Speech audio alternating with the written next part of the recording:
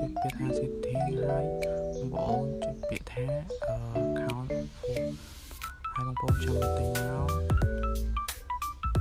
ហើយបងប្អូនឃើញពាក្យថា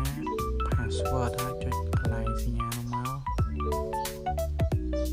ហើយកន្លែងលើនេះគឺយើងត្រូវវាយ password ចាស់ជាងវាយមកហើយបន្ទាប់មកក្រោមពីនេះគឺយើងត្រូវវាយ password ថ្មីដែលយើងចង់ដាក់យើងវាយមកខ្ញុំដាក់របស់ខ្ញុំហើយ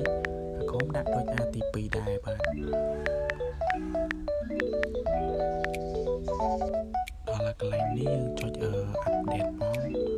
ហើយវានឹងដូរហើយយើងនឹងទទួលបានសារពី Gmail ថាយើងបញ្ជាក់ថាយើង